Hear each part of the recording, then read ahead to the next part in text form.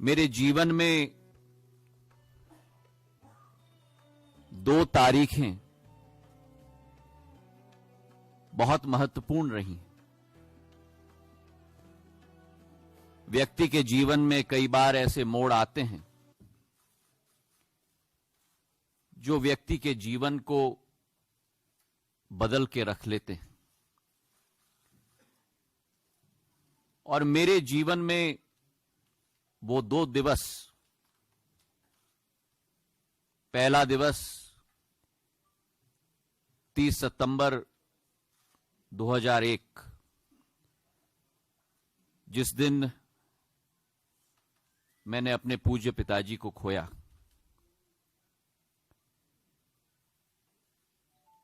एक जीवन बदलने का दिवस था मेरे लिए, और उसी के साथ दूसरी तारीख 10 मार्च 2020, जो उनकी 75वीं वर्षगांठ थी, जहां जीवन में एक नई परिकल्पना, एक नया मोड़ का सामना करके एक निर्णय मैंने लिया है। मैंने सदैव माना है जिंदगी में कि हमारा लक्ष्य इस भारत मां में जनसेवा होना चाहिए, और राजनीति केवल उस लक्ष्य की पूर्ति करने का एक माध्यम होना चाहिए, उससे ज्यादा नहीं। मेरे पूज्य पिताजी ने, और जो पिछले 18-19 वर्षों में समय मुझे मिला है, प्राणपण के साथ और पूरी श्रद्धा के साथ प्रदेश की और देश की सेवा करने की कोशिश की है।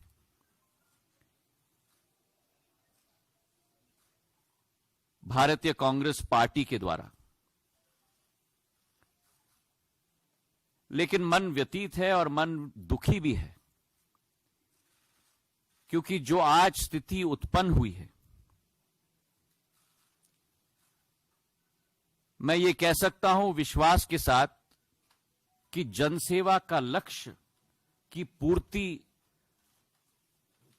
आज उस संगठन के माध्यम से नहीं हो पा रही है।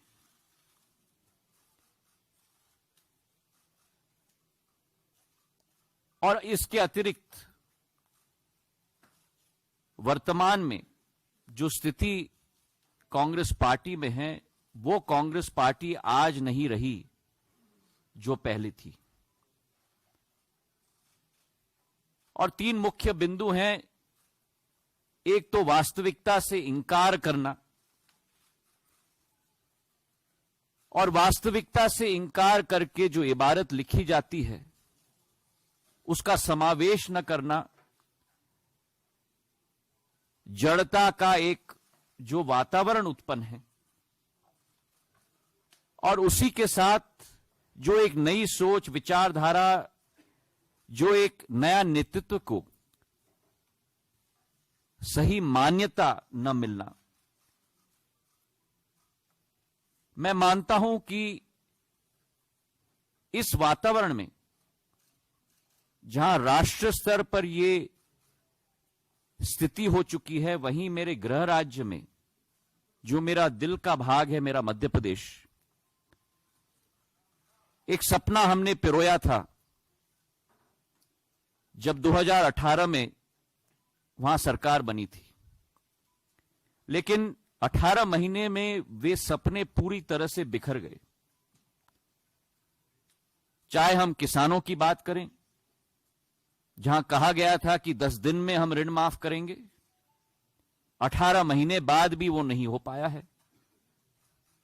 आज भी पिछले फसल का बोनस ना मिल पाया, ओलावृष्टि की मुआवजा ना मिल पाई, और जो स्वतः मैंने एक आंदोलन छेड़ा था सत्याग्रह का, मंदसौर के गोलीकांड के बाद, आज भी हजारों किसान हैं मध्य प्रदेश में जिनके विरुद्ध आज भी केस आज भी लगे हुए हैं।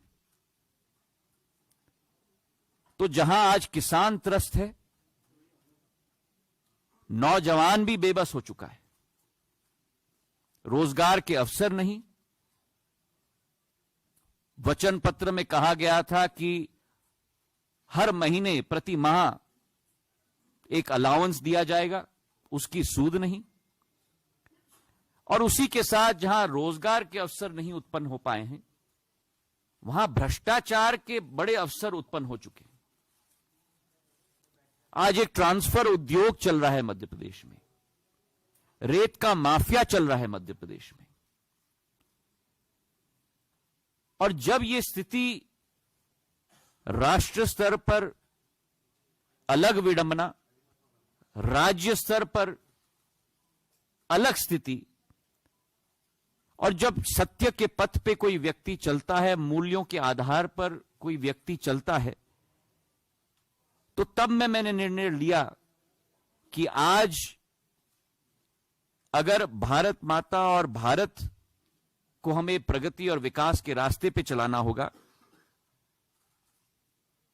तो आज मैं अपने आप को सौभाग्यशाली समझता हूं कि नड्डा जी ने, प्रधानमंत्री जी ने और अमित शाह जी ने मुझे वो मंच प्रदान किया जिसके आधार पर जनसेवा और राष्ट्र सेवा पर हम लोग आगे बढ़ पाए। देश के इतिहास में शायद कोई ऐसा जनादेश किसी भी सरकार को न मिला हो जो एक बार नहीं लेकिन 2 बार हमारे प्रधानमंत्री नरेंद्र मोदी जी को मिला है। और उस जनादेश का एक सक्रिय, क्षमतावान और पूर्ण रूप से समर्पित भाव के साथ कार्य करने की जो क्षमता उनकी है, और आज देश का नाम जो विश्व स्तर पर उन्होंने बढ़ाया है, योजनाओं की क्रियान्वयन की क्षमता जो उनमें है,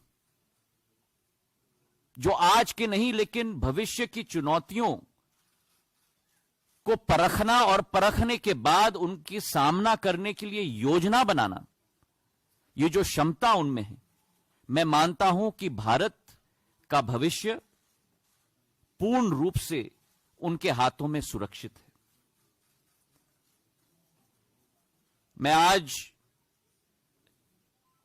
नड्डा जी को मैं धन्यवाद अर्पित करना चाहता हूं कि आज यह मंच उन्होंने मुझे प्रदान किया, और मैं उत्सुक हूं नड्डा जी के साथ साथ